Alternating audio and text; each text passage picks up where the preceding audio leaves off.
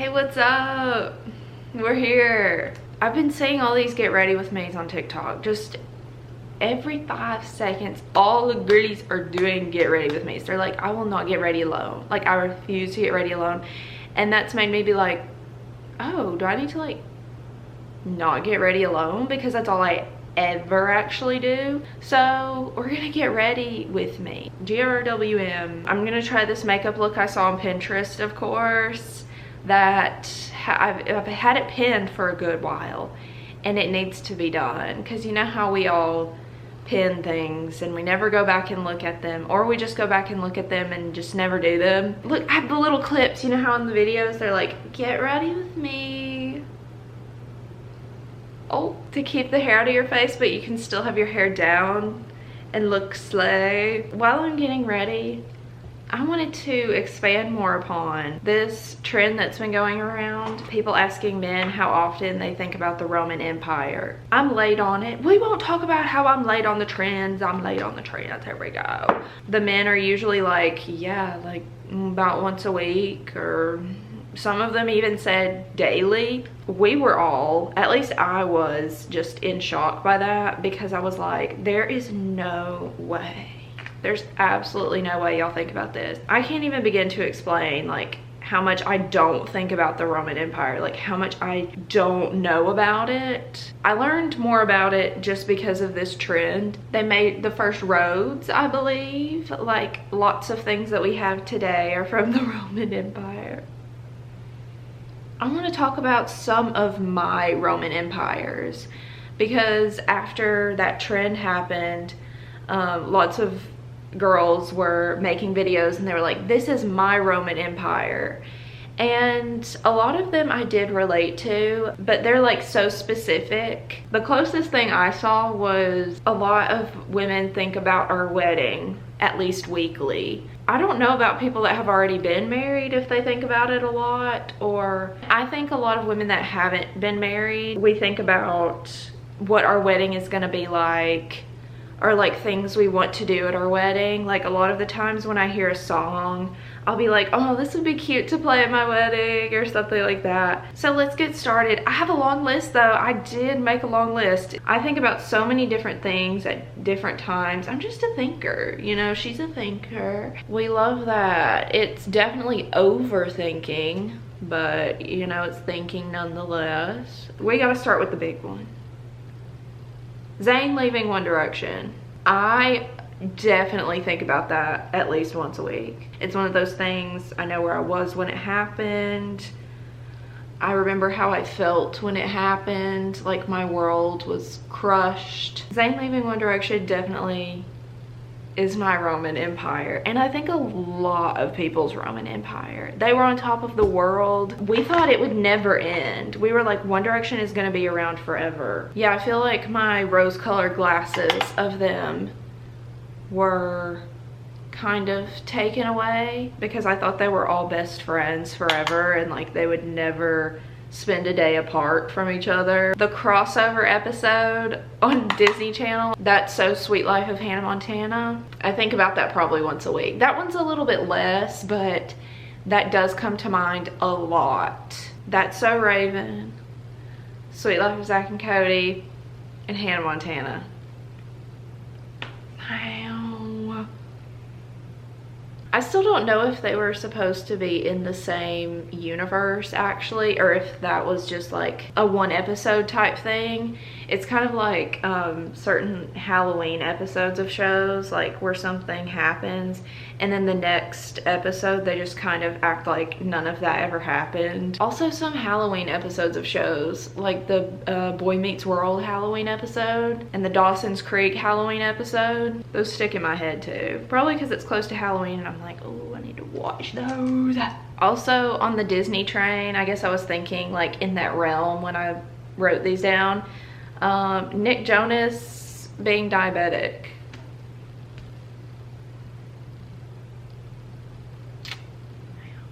and like how dramatic that was for us. We were your number one empaths in that moment. We were like so empathic to this man that we were like, I really hope you're okay, and I want to do anything I can do for you. Like, I wanted to start a GoFundMe for Nick Jonas. And it actually, I mean, it really is a hard life. It does affect your life a lot to be diabetic, but I don't think we knew like exactly what that meant. Hilary Duff, in one way or another, not one specific project she did, because she did so many actually iconic projects. At least one time a week, I'm listening to a Hilary Duff song, I'm thinking about a Hilary Duff movie, I'm watching a Hilary Duff movie / show, I'm doing something pertaining to Hilary Duff.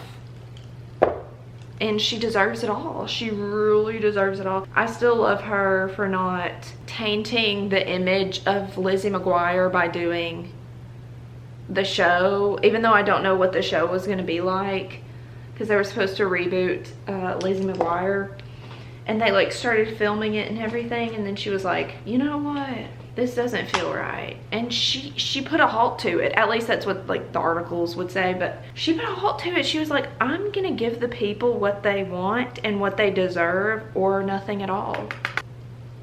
Oh, it's not, it's like 3 little lines. Hello, hello, hello. This is the eye look that I was gonna do. This kind of looks like Madeline Klein. Okay, so we are not done with our list. Another thing I think about a lot is One Less Lonely Girl by Justin Bieber.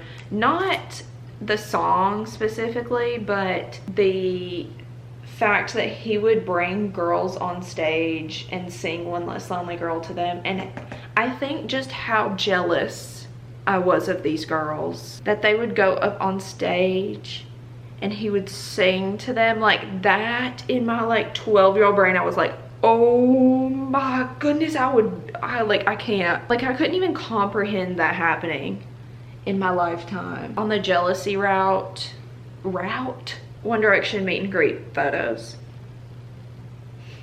Some of those photos, I can't even bring myself to look at them sometimes. Okay, something else that is my actual Roman Empire that I actually think about, actually probably 3 times a week, actually. And I don't just think about it, I like ruminate over it. I like really truly get into the depths of what this really means for our society. The Pride and Prejudice Mr. Darcy hand stretch. During this time period where this movie is set, skin on skin touch was not a thing. Like, people did not touch skin on skin. If a man helped a woman into a carriage, if a man held a woman's hand, usually someone had a glove on. Like, there was not really skin to skin contact. So there's a scene where Elizabeth is getting into a carriage and Mr. Darcy helps her up into the carriage with his bare hand. They were both barehanded people. You ever heard about anything like that in your life? I don't think so. And she looks over at him like it was like scandalous. It was like, oh my goodness. And he just turns away. He like looks at her and he just turns away. Like, he doesn't even say anything. And then they do this close up. His hand looks this big on the screen. They do a close up on his hand and he goes,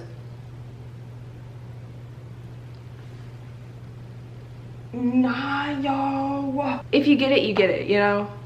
Something a little bit more broad, outer space. If I'm outside, I look up at the sky, I'm like, we're in space. So I do think about space probably every day. I think it does come to mind every day if I do go outside within that day. Planetariums, I think about planetariums a lot too, because I went to a planetarium like a year ago for my birthday and it stuck with me. I think I have a fear, kind of a fear of space, but at the same time it's so fascinating because planetariums kind of scare me because it feels so real to me for some reason. Like, I was looking around at people at this planetarium and I was like, are y'all not freaking out right now? Like, so Like with things like VR and planetariums where it just looks like the real thing, like that sphere thing in Vegas that U2 played at, I was like, I think I would have okay. I think I would have not been okay. I think it would be at the same time the best and the worst experience in my life to be in that building. Because it's like so cool, but at the same time I'm like out of my body, back sweat. I'm constantly thinking about if my back is sweating, especially when it's hot, and it's been really hot this summer. So just constantly in my head, that's my number one thought. Can people see my back sweat? Poot Lovato. I do think about her a lot. And the fact that it was an edited photo and I didn't know that it was for years. The movie A Walk to Remember, plus the soundtrack to A Walk to Remember, I think about that probably every 3 days at least. I wouldn't say every week, I'd say every 3 days. I never meet like huge fans of A Walk to Remember, so I just assume it's underrated. It's definitely my favorite Nicholas Sparks movie. The book is a Christmas book. If you've seen A Walk to Remember, you're probably like, what? If you haven't read the book. It's a Christmas book. It's like set during Christmas. I love the book too, but I'm glad they changed the things that they did for the movie. And I'm glad that like the movie is what I think of, because I don't think I would have liked it as much if I just had read the book. The Mandy Moore music video for Cry is the best music video ever created. Ever created. She's like up in space and he's looking at her through a telescope. He sees her through a telescope. It just mixes all my favorite things together, like Nicholas Sparks, space, Mandy Moore, you know. And speaking of movies, I just watched this movie like a week ago, but it's been my most recent Roman Empire. I think about this movie every day since I've seen it. For some reason, I don't mention this movie by name. I'm talking about the 2016 classic La La Land starring Emma Stone and Ryan Gosling.